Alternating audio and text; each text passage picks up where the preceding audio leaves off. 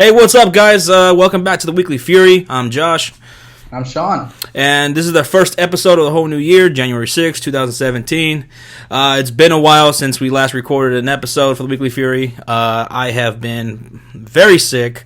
It was very difficult for me to do anything, let alone be able to talk and talk sports. So I've been out of loop, and but you know we're back. I'm not 100. Back, Josh. Yeah, I'm not 100% just yet, but I am feeling so much better, and it's going to get better.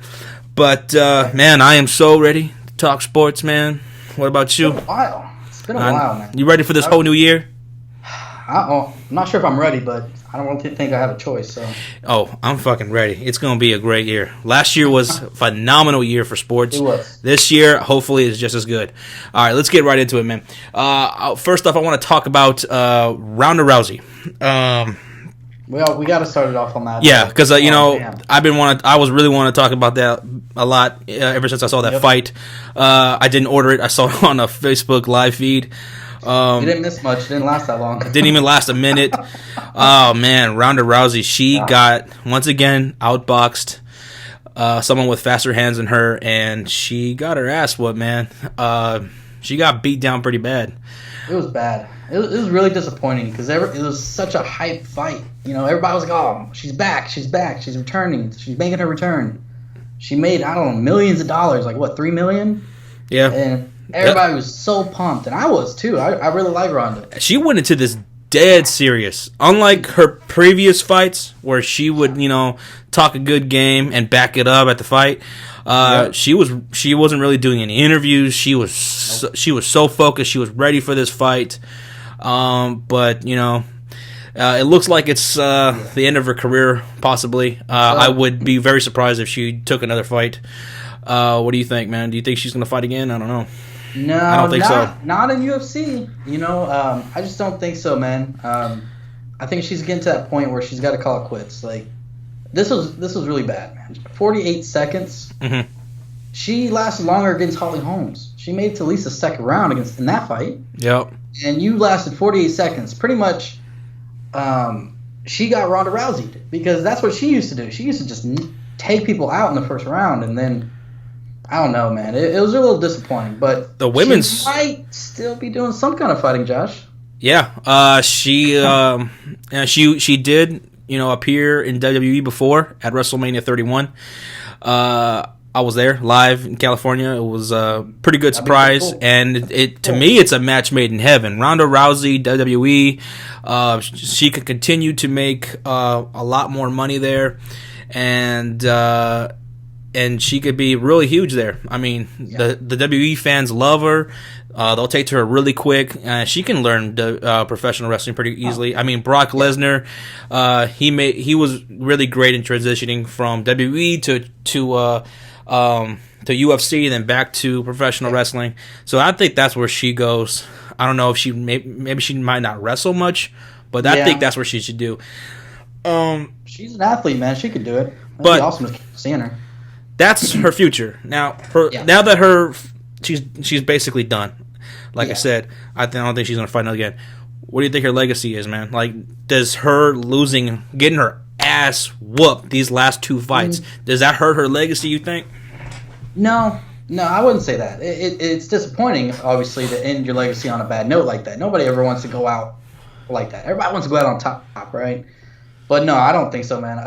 And I think you hear it all the time, so I'm not going to beat a dead horse, but she really changed in UFC, especially for women. She made it popular, and so you can't deny that legacy. She made a huge impact on it. It was non-existent before she came. It was non-existent. Nobody thought that it would be this popular, and everybody loves it now. She was like the face of UFC for so long. The women fights, her fights, were main eventing these UFC events, and and Amanda Nunes, she whooped Holly Holm, took the title, and then she whooped Ronda Rousey, and so she carries that torch. I don't know, but Amanda Nunes and who also looks like a beast, and every other women that are out there that are going to get into UFC, and little girls out there who want to get into the UFC and mixed martial arts, they have a huge they should have a huge appreciation, and I'm sure they do, for Ronda Rousey. Hate her, love her, whatever. She is vital to the sport. Even the men should have appreciation for her because she really brought UFC to the forefront ahead of boxing and for the longest time. So, I think Ronda Rousey's legacy is intact. Ronda Rousey, she's good. She gave us some good times. Yeah. All right. Something else I want to talk about is moving to the NBA.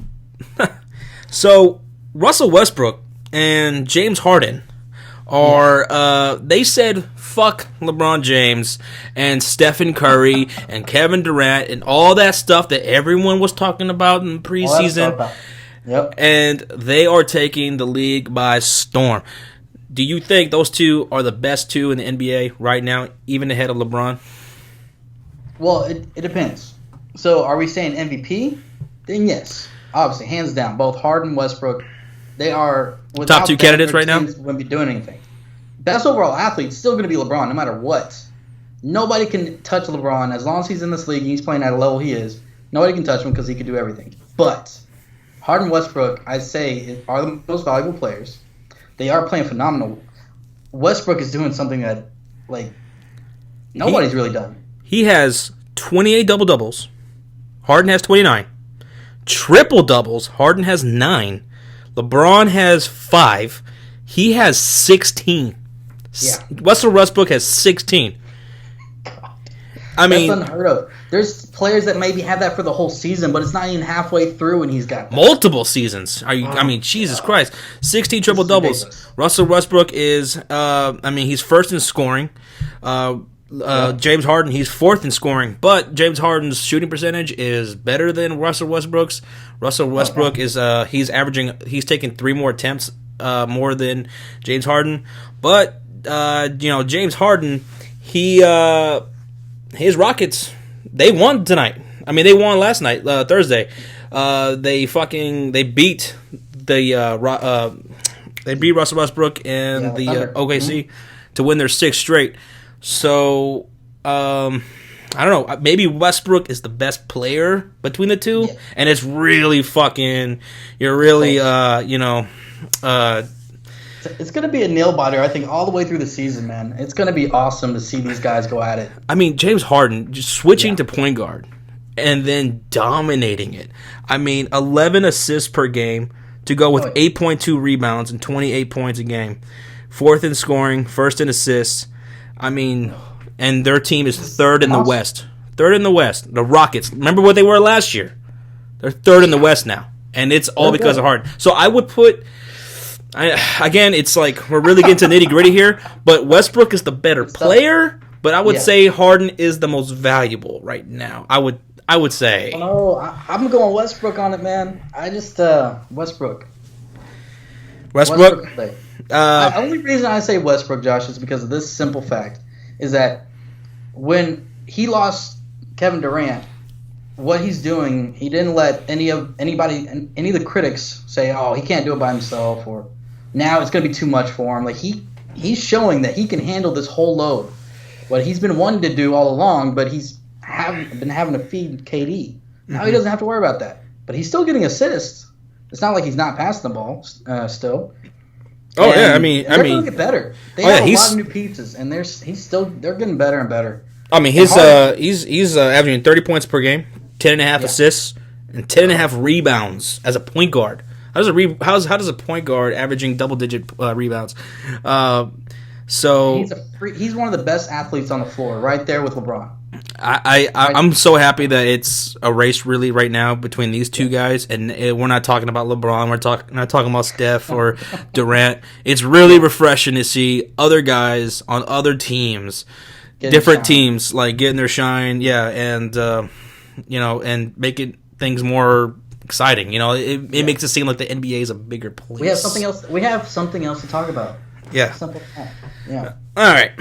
Okay. So coming up this Monday is a game that's important and huge to a lot of people. To a lot of people, not some people, but to a lot of people. Alabama versus Clemson second back-to-back for the national title. Yep. This Monday, right? Yeah. What you got winning? Now. Last year, who won? Alabama? Alabama. Beat Clemson 45-40. So, it was a pretty close game last year. It's tough, man. Now, I want Clemson to win because they're the underdogs. And I hate Nick Saban. I hate Alabama. But it's going to be Alabama. They're so dominant. I have to give props to Nick Saban.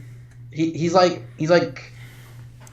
great at recruiting and building a good defense and just overall offense. Yeah. And they actually made a lot of changes to their offense this year.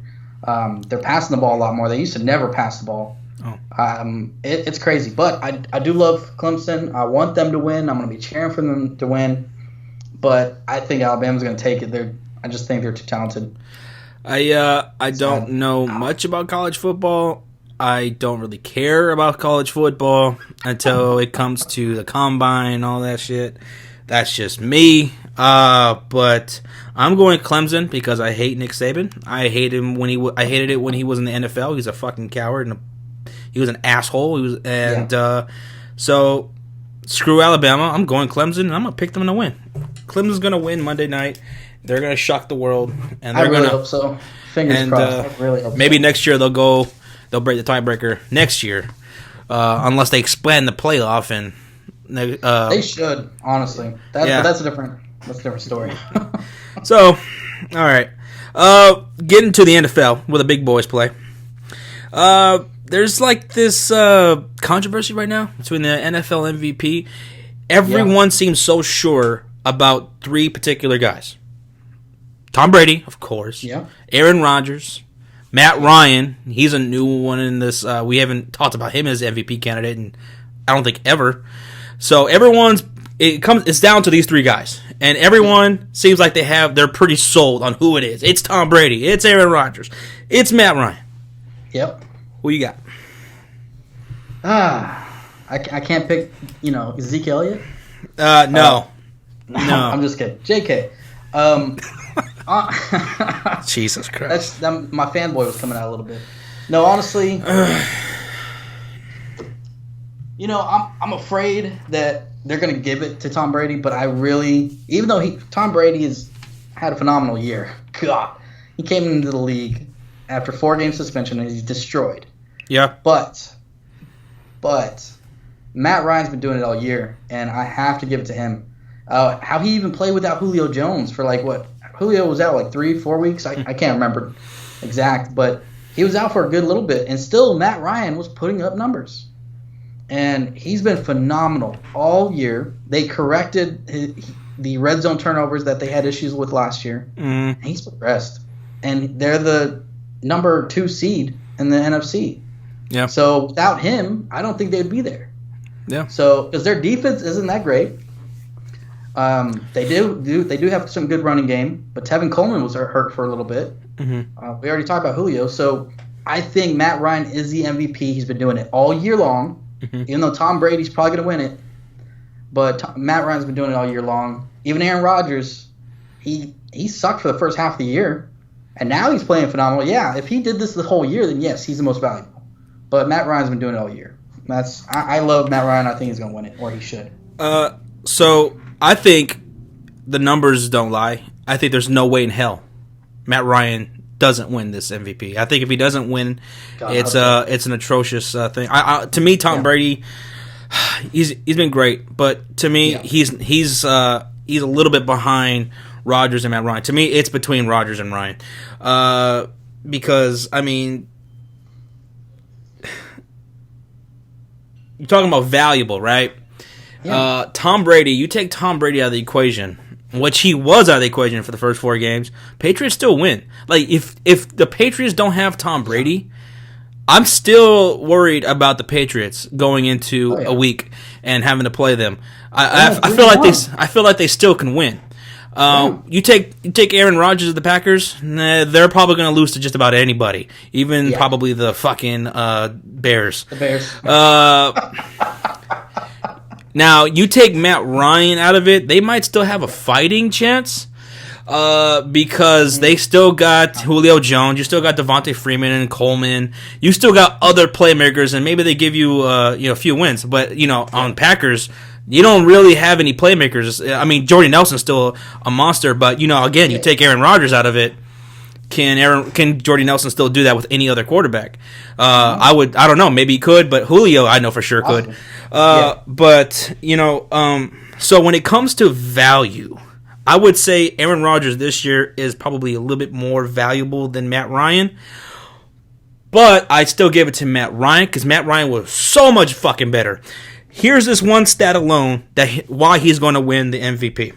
And it shouldn't even be discussed. It shouldn't be fucking, not discussed, but debated. 9.26 is the reason why he's going to win the MVP. His yards per attempt, 9.26. That's the NFL record. That is so past the NFL record. It's ridiculous. This guy, throwing the deep pass 20 yards or more, he was second in accuracy and never threw an interception at all this year. The last guy the last person to break the record for yards per attempt was Kurt Warner with 6.87 yards per attempt, and he won the MVP that year. 9.26 is why Matt Ryan will be the MVP.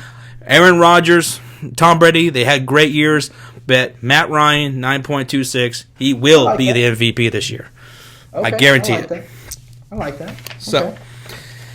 Yep. Now, no argument here. Okay, so before the Super Bowl gets played, the Pro Bowl. Now, the Pro Bowl they changed it back to what it used to be, AFC versus NFC, right? Yes. And it's going to be in Orlando this year, away from where the Super Bowl is going to be at, right? Super Bowl is going to be in Houston. So what do you think about this year's Pro Bowl? They're changing it all up again.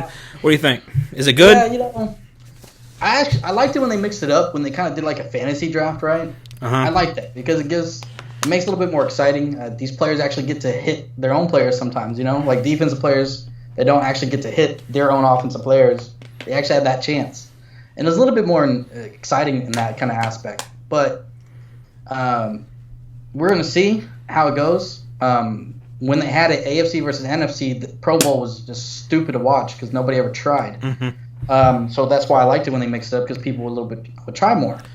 Now, I don't mind it being in Orlando. I think it's a good idea to switch it up and put it in different cities, kind of like the NBA does. It gives the fans a chance to go to those games. Because I remember when it used to be in Hawaii, like how often could not the average person, not the average fan wouldn't be able to fly to Hawaii, and spend out there for a week, So now it gives opportunities for these cities to make money, obviously, for the attractions, and also fans to be able to go. So, exactly, money. So I like it that it's going to be in a different city. I don't mind that it's not in the same city as the Super Bowl, because giving multiple cities in 1 year that opportunity. So I like it, though, besides the NFC AFC thing, but I'm okay with it. It's, of course they're going to have it in Orlando. You're not going to put it in Houston. Your Pro Bowl, you want to put it in it makes sense, and it's good idea to put it in a tourist destination like Orlando, and that's what they're going to do every year. You're going to see the Pro Bowl in Orlando, Miami, LA, New York, cities like that, tourist traps. Tourist traps that where people like to go and be there anyway. And if the NFL's there, why not go check out the Pro Bowl and take part of their fan experiences that they usually have and make money. And as far as AFC versus NFC, I like it that they went back there. They're gonna, and who knows, they're probably gonna change it again next year. Why? Because no one really watches the Pro Bowl on TV. It's something you probably want to experience in person, and because on TV it doesn't play very well. The ratings are usually not very good. People don't get engaged. So they'll probably change it again in a year or two. They'll try whatever they can to get people to watch it. But as far as the players playing in this year, Cowboys got 5 players in the Pro Bowl. The Titans got 5 players in the Pro Bowl, and the Steelers got 5 players in the Pro Bowl this year. So the Pro Bowl is dominated by those 3 teams. 2 of those teams are in the AFC, so like the AFC is gonna be like fucking all Steelers and Titans, which sucks that the Titans are not in the fucking playoffs, man. Because I do want to say this though, so much talent Cowboys there. should have 6. Sean Lee got. I was just gonna talk about snubs. Stafford didn't get to the Pro Bowl, and Sean Lee. Those were my top 2 snubs. I was keeping out for your boy Sean Lee. I couldn't believe that he did not make the Pro Bowl this year. He's arguably been one of the best players, but I would say Dak, Zeke, and Sean Lee, 3 best players this year. Dude, Sean Lee this has been probably his best season of his career. And I know he's top 5 in tackles, in overall tackles. And how in the hell do you not put Sean Lee in? He's one of the best middle linebackers, or actually they moved him weak side. Sorry, weak side linebackers in the game. Period.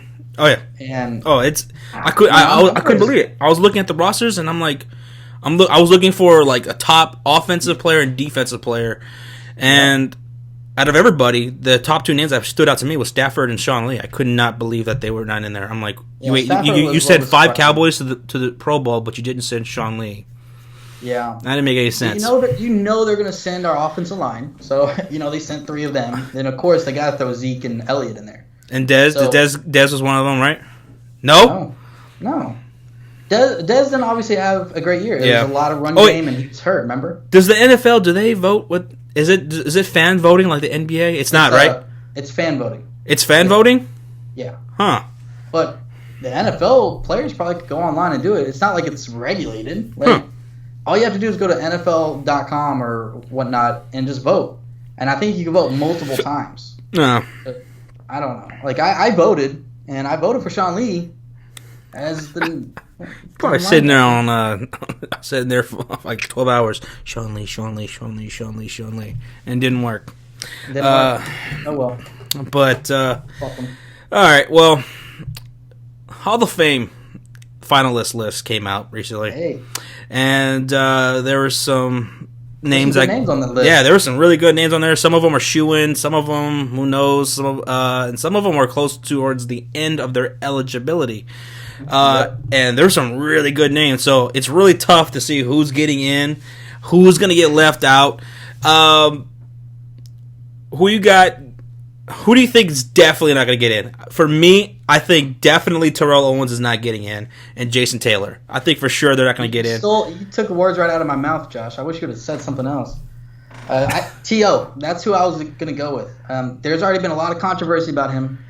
And he's only not going in there because of all the controversy that comes with T.O. As far as playmaking ability, he was one of the greatest receivers of all time. He's right up there talent-wise with LT as far as at receiver position. He's one of the best athletes. Yeah. Hands down. So it's personal shit. Pretty much every place he went and played, he's produced. Mm-hmm. So, San Francisco, Philly, Dallas. When he was playing, he was one of the best. And it sucks that he's going to get snubbed, but I think he will. They're going to make him wait just because of, and that, T.O. I don't know, that seems a bit petty to me because it's like,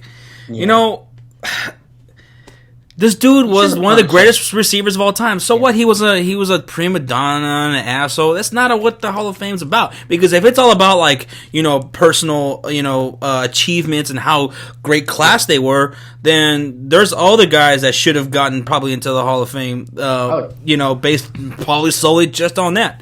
But Terrell Owens not getting in. Jason Taylor won't get in. He'll get in eventually, but not now. Isaac Bruce, another great receiver, he's not going to get in. Ty Law won't get in, I don't think. Yeah. But there's a few of them. There's a few of them that should probably be right up there. But hey, there's still other great players that will get in there that I can't say that they shouldn't be in. So it's tough. Off the finals list. Yeah. No Hines Ward, and no Donovan McNabb. Like, they didn't even make the list. That was shocking. You agree with that? I was shocking, especially Hines Ward. Donovan McNabb, Okay, I can understand. He was great. Don't get me wrong, he was great. Dallas, trust me, I know.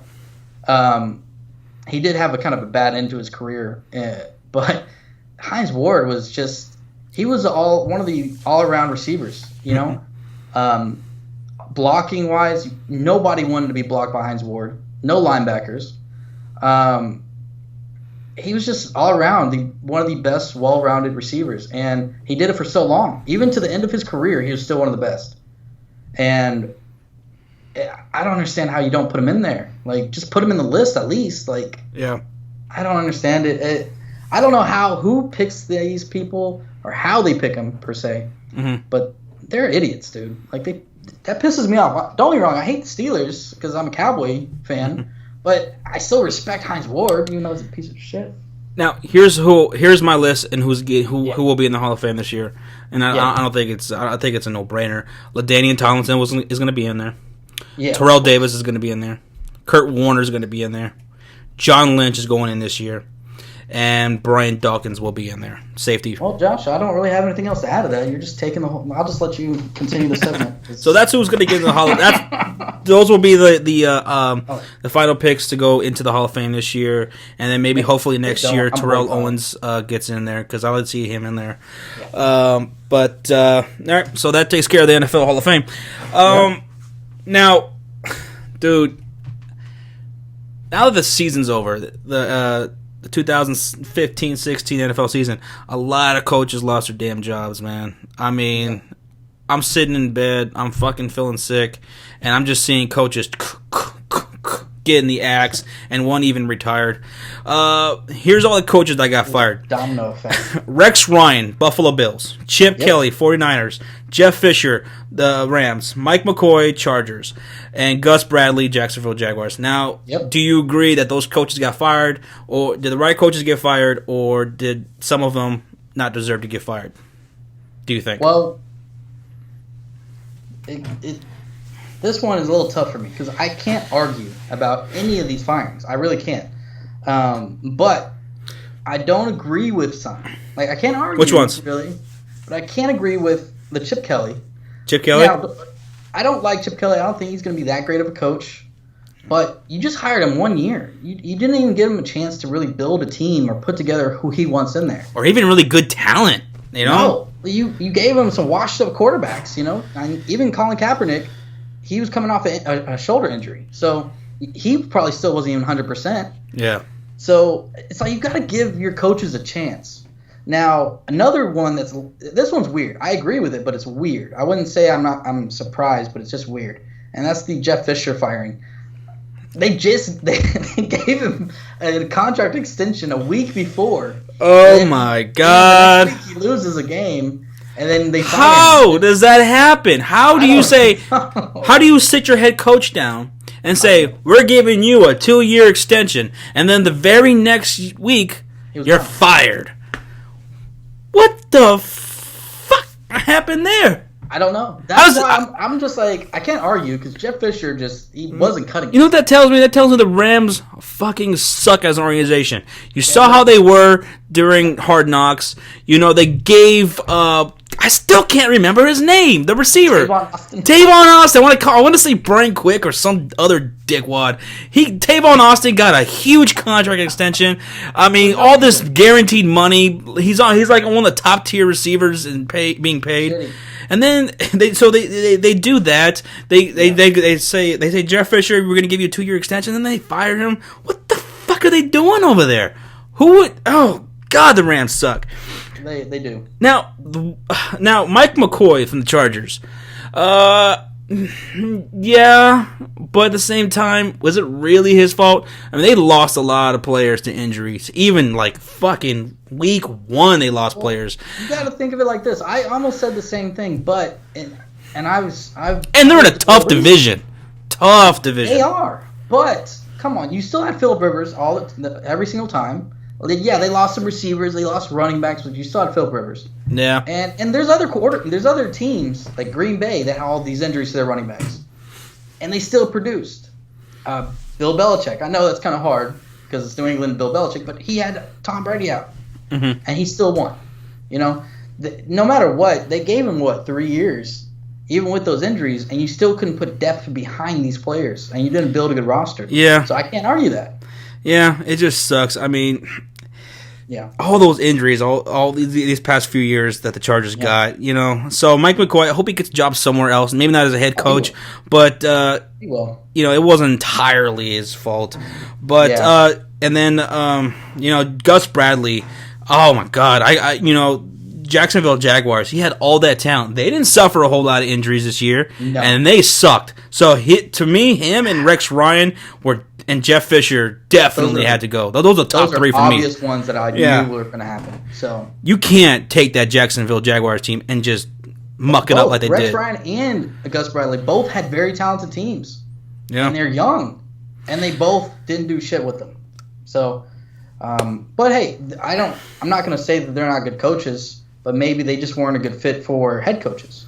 Yeah. So we'll see. Now, getting into the jobs that these coaches just left, leaving them open and vacant, let's go ahead and rank these vacancies.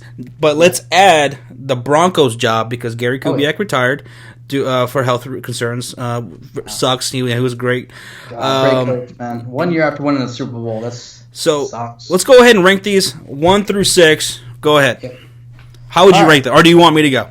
I know exactly where I want to rank these fucking teams. No, you go ahead and go. Okay. I have a little bit of controversy at my end. All right. So, number 1, definitely the best job is Broncos. Hands down. Jacksonville Jaguars, I would say that's number 2 for me because of all that talent that's there to be just, molded and, there's a head coach out there just really wanting to get into that talent as well as the Broncos. Chargers, I would have as 3. It was really tough between the Chargers and the Bills. I put Bills at 4. I put Bills behind Chargers because the Bills organization is not very fun to work with. How they fired Rex Ryan was just a stupid story. That their GM, their whole hierarchy, and they just don't seem. They don't even know what the hell they're doing. So I almost want to put them last for that reason. But the Rams. Number 5, they're even probably worse than the Bills. And then, of course, 6, the 49ers. The 49ers because, that franchise, their front office is doing some questionable things. And also, they probably, out of all these teams, have the least amount of talent. So I rank the 49ers 6th, Rams 5th, Bills 4th, Chargers 3, Jaguars 2, and the Broncos as the best openings. Okay. Well, let me jump into mine. So, me and you are pretty much accurate on the top 2. Denver, number 1. Jacksonville, number 2. All right. Denver, that defense is phenomenal. Jacksonville, all-around talent, phenomenal. Like you said, they have to mold it. I think if they get a tough head coach that's really tough, I think they can correct a lot of those mistakes because they're in a lot of games. Now, this is where we get a little different. I did pick Buffalo over San Diego for number 3. Reason is because of the talent. Even though you're right, they are difficult to work with, the Buffalo organization, but their talent is phenomenal. Oh, yeah. They have LaShawn McCoy. They do have Tyrod Taylor, maybe, if they decide to keep him, but he does pretty good. Sammy Watkins, right there, man. That could be good if you help grow Tyrod Taylor a little bit more. And then their defense is still great talent. They have some great defensive players. So I put them over San Diego. Now, San Diego is number 4. And I also put them 4 because they have an aging quarterback, and you don't know what's going to happen to that franchise. Are they staying in San Diego? Are they going to L.A.? There's a lot of different question marks in that aspect. So, and Philip Rivers already said that he doesn't want to go to L.A. He wants to stay in San Diego. So you don't even know if you're going to have him anymore. So that's where it gets a little question mark for me on San Diego, but obviously I'm not putting him any lower than 4. Now, this is where I crossed off and I rewrote these so many times. My 5th best, and it's crazy, but I'm putting San Francisco. Now, hear me out. The only reason I put San Francisco over the 49ers over the Rams, don't get me wrong, the Rams are a lot more talented. They have a better defense. They do have Todd Gurley. They do have Jared Goff. Yeah, Jared Goff. I don't know why my mind went blank. And they have Brian Quick. Tavon Austin. Tavon Austin. But This is my issue why it's not that attractive. Because when you go to a team, you want to make your stamp. You want to bring in your own players. You want to make drafts. They don't have any draft picks. They traded away everything for Jared Goff. At least with the 49ers, who's probably less talented, you have draft picks. You have opportunities to bring in players and to your scheme. You don't. If you go to the Rams, you got to play the scheme that they're already built for. There's going to be some hell of a lot of great draft picks. Turn that shit around. They are horseshit. Dude, Rams, they sold the farm for Jared Goff. Yeah, they did. Look that good. And that's why they're at the bottom, because I'm not going to go to a franchise. They don't want me to take over, and you don't have anything I can work with. They don't have a first-round pick this year. No. And that's a team that needs one. Yeah. So that's why I put Rams at the bottom. But so pretty much, okay. Rams are 6th, San Francisco 5, San Diego 4, Buffalo 3, Jags 2, Denver 1. Okay. That's my list. All right. So we'll see how these vacancies get filled. I don't really want to speculate on any of these teams right now because it's too close. I mean, it's we have no idea. Except I will say this one thing though. I think you will agree with me. I hope Tom Coughlin goes back to the Jacksonville Jaguars. That would be awesome. Imagine Tom Coughlin with that hell kind of yes, talent. yes. Oh, please. Now, okay, so 2017 NFL season, it's over. And it was topsy-turvy fucking season, injuries, your Cowboys, best, number one team in the NFC. Now, looking forward to next year, right? Yeah. Because that's probably our most favorite topic, the NFL. We really get into it with fantasy football and all that. Now, what are you looking forward to most now that this season's over and going into next year? What are you looking forward to next year? Well, even though your season's not over yet for the Cowboys. Yeah, my season's not over, but obviously the first thing is going to be my Cowboys. Yeah. Such a young team regarding like our quarterback and running back tandem, rookies. Right. Oh, man. I'm excited, man. I'm super excited about that. You're too. The future, and they're going to get better. They're only going to get better. Now, moving on past my fan side, I'm excited about the Jags because I really think that they're going to go after a good head coach. And they have a great talent, so I think a coach will be wanting to go there. A top end coach. Yeah. So I'm excited about the Jags. I was excited about them this year, and they really let me down. They let both of us down. And I really think if they get a good head coach, so this one varies, then I think I'm going to be looking forward to that. And then obviously another thing, kind of going back to my Cowboys, is seeing the NFC East. The NFC East is talented. Yeah. Oh my God, we have Carson Wentz, who I know he did bad towards the end of the season, but he showed glimpses of good, rookie, great quarterback play. Yeah. Cowboys, Eagles, that rivalry is going to be good. Giants they have a good defense. Redskins, Washington Redskins. We almost had 3 teams make the playoffs. Washington was right there. If they would have won, they would have been in. Oh yeah. And they just fucked it up, but they're right there. So every single team in the NFC East, I'm looking forward to that. Just because we're the best, I say best division in football overall, because we have young teams and they're going to be around for a while. So that's what I'm looking forward to. Now, I'll tell you what I'm looking forward to next year. Of course, I'm looking forward to the Bears. Now, the Chicago Bears, and I'm going to have a lot to talk about them next year. Next season, I'm going to start my own series of videos talking just about the Bears week to week. This team is so underrated, so talented on both sides of the ball. This defense is going to be so good. And I'm so excited for Jordan Howard. Next year, hopefully we get Kevin White back fully and healthy, and we don't have to deal with injuries anymore. Of course, we got to secure so of course we got to secure a quarterback position, but I'm very excited for this Bears team. There's so much talent. I'm so glad they didn't fire John Fox. Chicago Bears are so quick to pull that trigger. It wasn't his fault entirely, and you know what? We were in a lot of games, so this team is very talented, and I'm very excited to see them. Like you said, the Jaguars, of course, the Raiders. I'm looking forward to seeing Derek Carr come back next year. It was such a tragedy that he went down right before the playoffs. That sucked so much because I was really looking forward to seeing him play in the playoffs. And of course, one of my favorite teams, this is a team that I've always enjoyed watching, but they're really. I've watched them as much as I watched the Chicago, almost as much as I watched the Chicago Bears this year. The Tennessee Titans. I'm loving how they play. And Marcus Mariota, that's another dude that went down.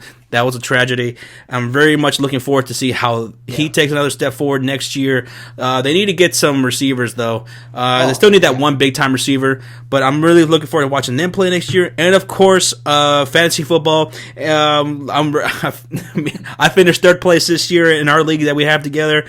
My girlfriend won it. I need to get another title.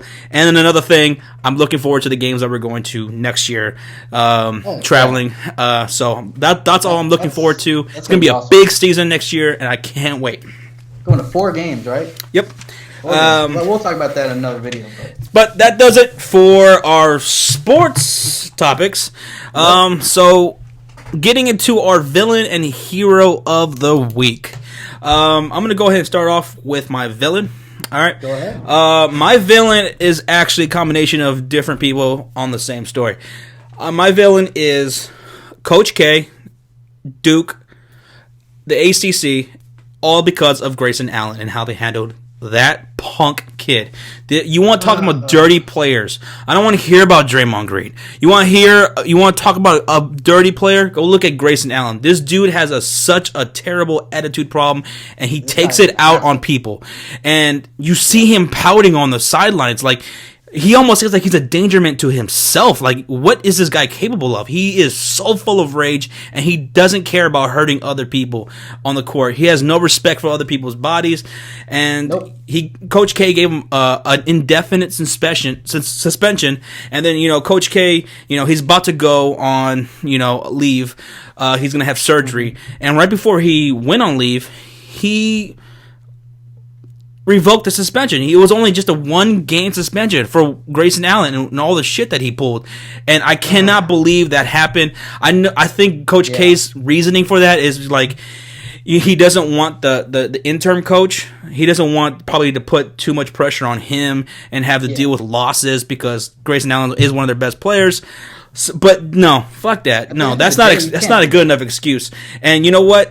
Grayson Allen has been guilty of this stuff before, and I think once this last time it happened and he got suspended, I think the ACC should have stepped in and said, you know what, Coach K, you're not handling this anymore because obviously you can't, and we're gonna deal with Grayson Allen because a 1-game suspension for what the shit that he's pulled is bullcrap. So that's my villain. I agree with that. I can't argue with that, man. Great. I don't watch college basketball that much, and not until the March Madness. Mm-hmm. But when I saw that story come out and I saw the video and they said he's done that multiple times. Yeah. I just at that point, like, you don't want to play on the same court with that kind of guy. You don't know what's going to happen. He needs his ass kicked by someone. Yeah, he eventually will, and he should be kicked off the team, man.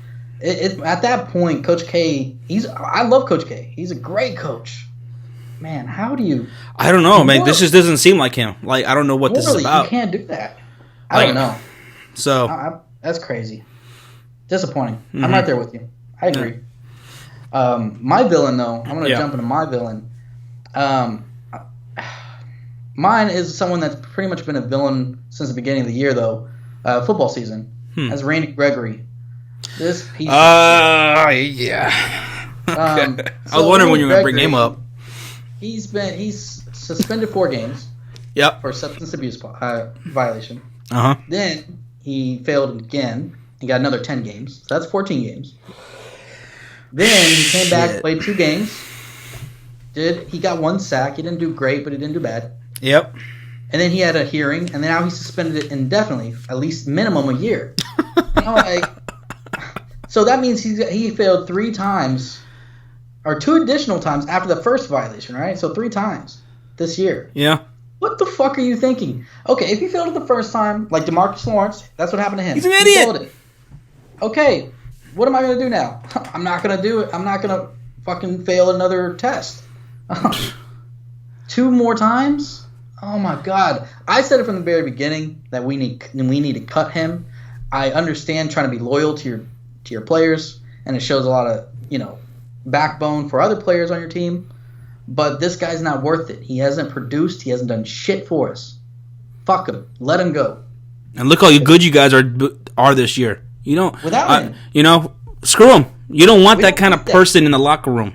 No, Not with a guy like Dak. Over the team. This is We're supposed to be playing as a team, and that was a whole message of Jason Garrett. And you're putting this guy that doesn't give a shit about the team. Get out of here! I'm sorry. Cut that Get motherfucker. flustered. Hero. Josh, you're- My hero is it's kind of odd, but my hero is Mariah Carey. I can't tell you how big of a crush I had on Mariah Carey when I was a kid. Yeah. Like, Mariah Carey was like a goddess to me. Like, I was like, oh my god, like, she was like the most beautiful woman in the world, right? And I don't know if you caught this, but on New Year's Eve, on Dick Clark's New Year's Eve bash or whatever, she was caught lip syncing, right? Which is commonplace for a lot of singers, especially on big shows like this, right? And apparently things didn't sync up right. She wasn't prepared to sing certain songs or whatever. And man, it was such a cringeworthy thing to witness. It was so terrible. I felt so bad for her. She looked so pissed off on stage, and I thought she handled it pretty good, because I probably would have went right off stage and punched Ryan Seacrest in the face or something, or the producers or whatever. But she tried to play it off the best that she could, and still didn't come off all that great. But I want to just I want to make her my hero, because I love Mariah Carey, and that was one of the most embarrassing things I've ever witnessed. And I hope people don't. I know people may make fun of her and whatever, but she's one of the greatest singers of all time. Yeah, I can't argue. She did handle it with a lot of grace. Social media, like that. So I would have been dying. I give her props. My hero, I'm still sticking with some football. My hero is actually this is the only time I'll ever say this, probably for a while. The Cleveland Browns organization. Oh, I know why too. Yeah, Tell 'em. because they didn't fire Hugh Jackson. Yes. I'm really impressed, because they had the worst season, one of the worst seasons in NFL history, right? Obviously, and they didn't fire him. And I love it, because he's a great coach, and he's trying. He will to be build, great for him too. Yeah. Yeah, and he's trying to build. He's made some moves, and he's trying to build a good team.